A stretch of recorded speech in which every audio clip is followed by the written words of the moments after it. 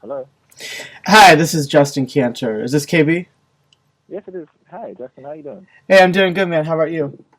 Not bad, not bad. Hey, thanks for calling, man. Oh, you're welcome. Are you ready to do the interview? Yeah, sure. Okay, When cool. ready when you are. So, let's start with you telling me about your background. Where did you grow up?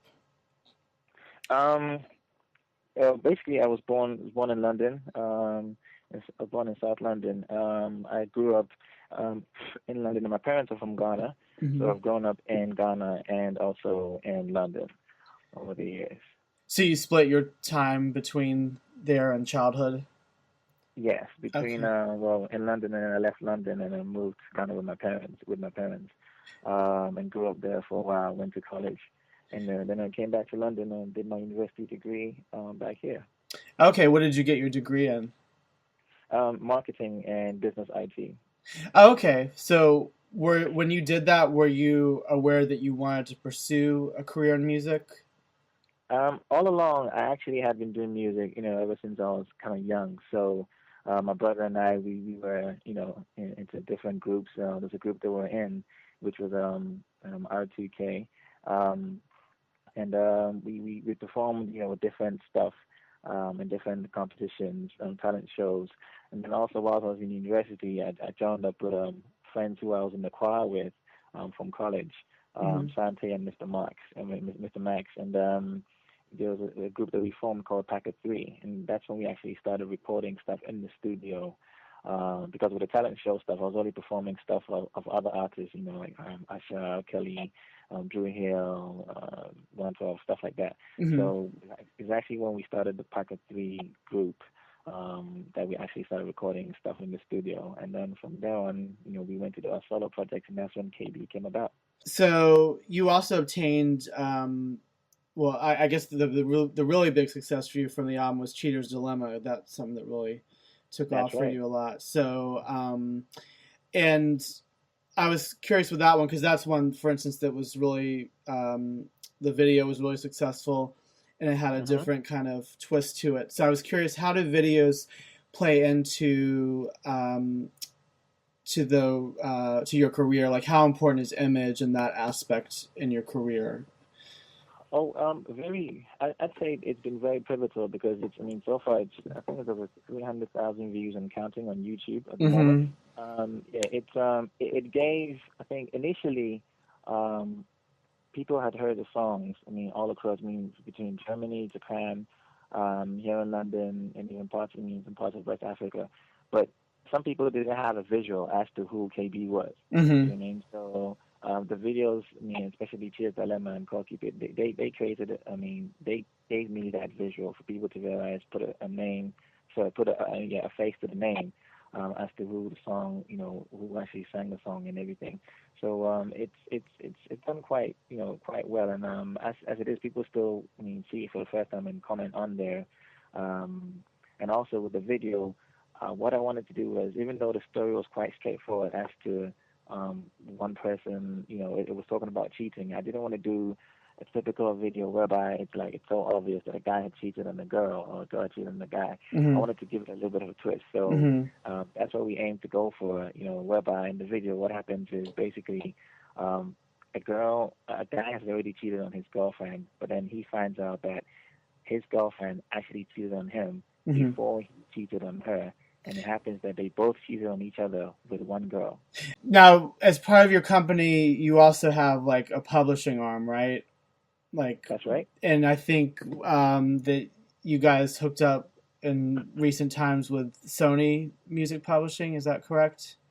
Yeah, that's right. When we got the licensing deal in Japan, we basically put out we were trying to get publishing for out there, and then it so happened that Sony Music were actually already trying to get in touch with us, because they had done some inquiries and realized that there weren't any publishers or sub publishers out in Japan. So it was sort of like we reached out to them, and they were already looking out to try and get in touch with us. Mm-hmm. So it just happened. Yeah, again, that's another blessing right there that just happened, Yeah, it's and a they great connected us with connection to them. have. That's right. Yeah, that's right. Because what happened is, when the album was released, it was the number one album, um, for the week that it was released in Oh Tower wow, Records. And awesome. the and Groove Thing was basically the one international ringtone when it Oh was yeah. released out there, and Chilitalem was number two. So basically, the name of the profile was growing. So I guess people started asking questions, and that's part of how it all came together. Now you're working on your second album, or are you finished Yep, with that's it, or are right. you still in the process of recording it? No, I'm actually finished with the album. I mean, anything else that gets thrown on there will probably be a bonus, maybe a feature, a remix, um, or maybe I just might throw one extra track on there. But basically, for the Japan territory, the album is completed, and it's been. What we tend to do is we have an additional song for a different territory that we release a song in, or the album in. So for the Japan territory, basically the album is done. It's been submitted. The first single that's coming out there is "Take Me Away," and that's being released this July. Okay. Um, yeah, and the album is coming out on the 18th of August. Okay. Um, Cool. yeah, but for the UK, we're still yet to set a release date for the album.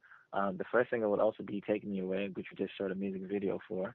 Okay. Um, yeah, and we might, so like I said, we might do a couple of feature remixes and features on the album to add to the album. By the moment, it's all been wrapped up. The core of the album is done pretty much. So, is there a particular concept behind this album? Yeah. Funny you should ask. Funny you should ask.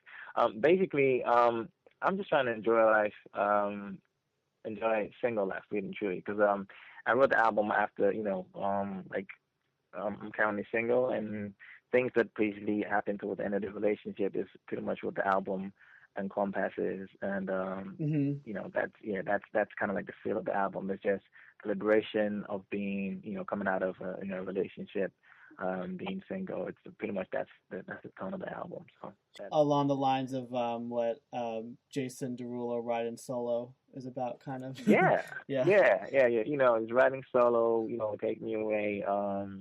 That kind of vibe right there. I've got songs on the album. Like Let It Go, Old News. So yeah, along those lines. So, from the songs I've heard so far, it seems like it's a more up tempo album than the last one.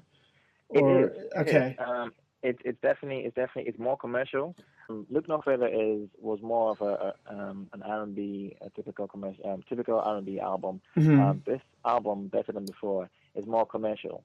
Okay. Um, it's more up tempo, and it's just more lively. A bit more songs on there that you can party to. Hmm. At the same time, songs that it has that R&B feel to it, but at the same time, it's a bit more up tempo, so it's Hmm. not so metal. But then there are some ballads on there also. One of the songs that you've been promoting some online is a track called "Push It Back" with That's right. our same Tesley, I believe. That's right. So, can you tell me about him and the collaboration on that song? Yeah, Tesley's a good friend of mine. We met from I think it was way back in 2005 or six. I think Hmm. I was doing a show, and he's an R&B artist and a producer himself. Okay. So he was also on the show that I was performing at, and we met backstage, and we just spoke and exchanged numbers. And we didn't get in touch up until 2008. And it turns out that we actually were living within the same vicinity, the same area of Okay. London. Cool. So we hooked up, and basically I got to his studio, and he already had the beat done, and we just started, thinking of a topic or something to write about, and that's what came out is Push It Back.